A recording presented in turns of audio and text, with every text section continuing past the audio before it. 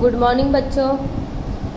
आज मैं आपको बीए में यानी कि वाणिज्य संचालन और व्यवस्था में 12वीं क्लास में आपको पार्ट 5 कर्मचारी व्यवस्था के विषय में समझाऊंगी। 12वीं क्लास में प्रस्तावना। औद्योगिक क्रांति होने के पश्चात उद्योगों ने विशाल पैमाने पर उत्पादन करना प्रारंभ कर दिया। औद्योगिक क्रांति के पश्चात क्या उद्योग में बहुत बढ़ोतरी हुई। उन्होंने विशाल पैमाने पर उन्होंने अधिक से अधिक उत्पादन करने का कार्य प्रारंभ कर दिया। प्रारंभिक क्रम में उनमें कोई निश्चित कार्य पद्धति नहीं थी। अल्प खर्च में अधिक लाभ प्राप्त करने की प्रवृत्ति प्रारंभ हो गई। वो क्या काम करते थे? कम समय में ज़्यादा से ज़्यादा कमाने की वो सोचते थे। परिणाम स्वरूप कर्मचारियों का शोषण होना प्रारंभ हो गया। परिणाम क्या हुआ? कर्मचारियों का धीरे धीरे शोषण होना शुरू हो गया। 19वीं सदी के अंतिम भाग में विशिष्ट सुझाव वाले संचालकों को समझ में आया कि उत्पादन की जड़ साधन सामग्री की तुलना में भावनाशील कर्मचारी अधिक महत्वपूर्ण है। उनको समझ में आ गया कि विशिष्ट सुझाव साधन सामग्री की तुलना में भावशील यानी कर्मचारी का अधिक महत्वपूर्ण है। उनको समझ में आया कि यंत्र स्वयं नहीं चल सकते बल्कि कर्मचारी चलाते हैं। उनको समझ में आ गया कि जैसे साधन से ज़्यादा कर्मचारी उपयोगी है, उसी तरह यंत्र भले से कितने बड़े क्यों न हो पर उनको चलाने वाले कर्मचारी ज़्यादा महत्वपूर्ण होते हैं। परिणाम स्वरूप कर्मचारियों की भर्ती, चयन, नियुक्ति, पदोन्नति, स्थानांतरण, प्रशिक्षण आदि के लिए वैज्ञानिक पद्धति की आवश्यकता का अनुभव हुआ।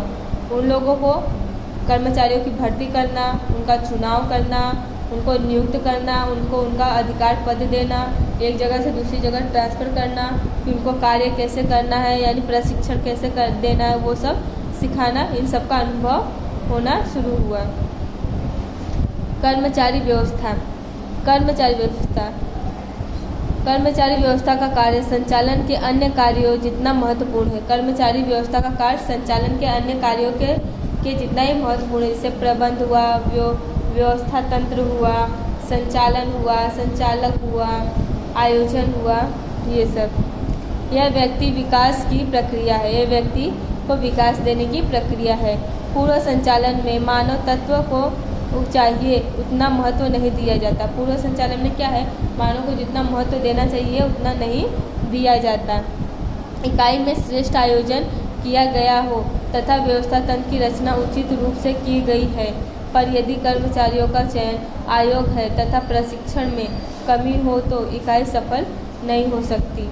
इकाई की सफलता कर्मचारियों के काम करने की शक्ति और वृत्ति पर आधारित होती है। इकाई की सफलता किस पर आधारित होती है? कर्मचारियों के कार्य करने पर आधारित होती है। कर्मचारी व्यवस्था एक इकाई में कार्यरत कर्मचारियों से संबंधित प्रक्रिया है। कर्मचारी व्यवस्था क्या है? इकाई यानी व्यापार में कार्य करने वाले कर्मचारियों से संबंधित प्रक्रिया है। विचार। सामान्य अर्थ में कर्मचारी व्यवस्था अर्थात इकाई के लिए आवश्यक कर्मचारी प्राप्त करने वाले, विकसित करने और सुरक्षित रखने के साथ संबंधित है।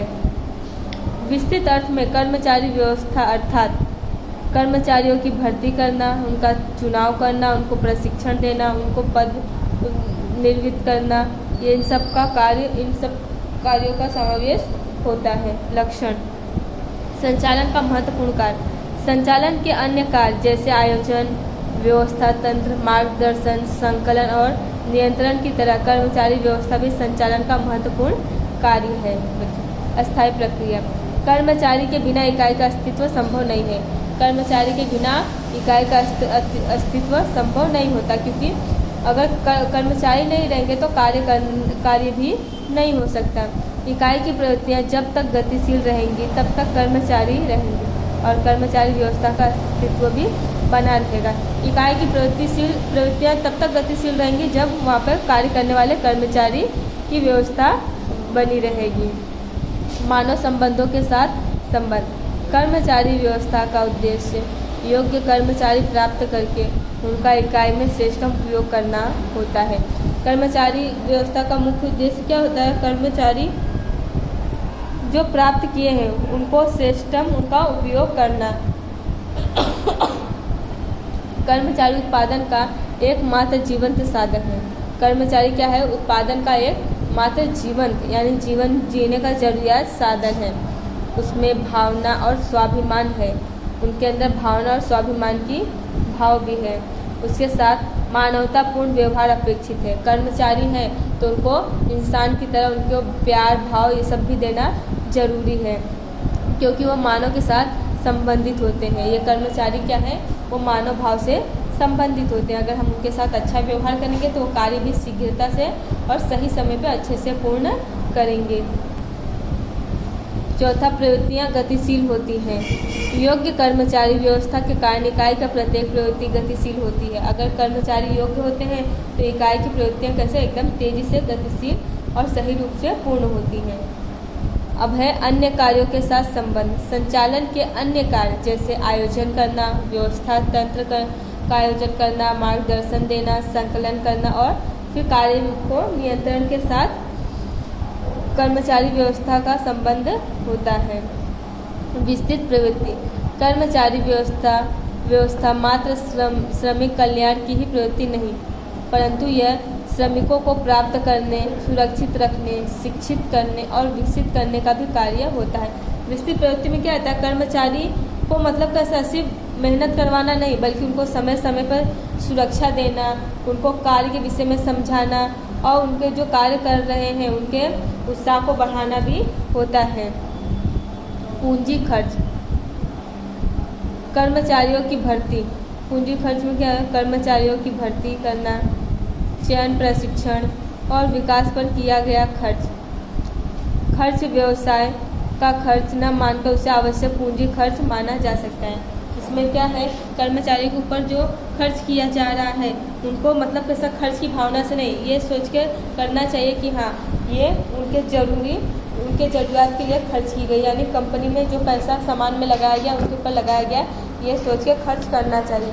तो कैसे कर्मचारी भी खुश रहेंगे और मालिक भी खुश रहेंगे और दोनों के बीच का संबंध भी बहुत अच्छे से बना रहेगा और कार्य भी कैसे शीघ्रता से पूर्ण होगा। तो बच्चों, जो कर्मचारी व्यवस्था है उसके महत्व विषय में मैं आपको कल समझाऊंगी। धन्यवाद।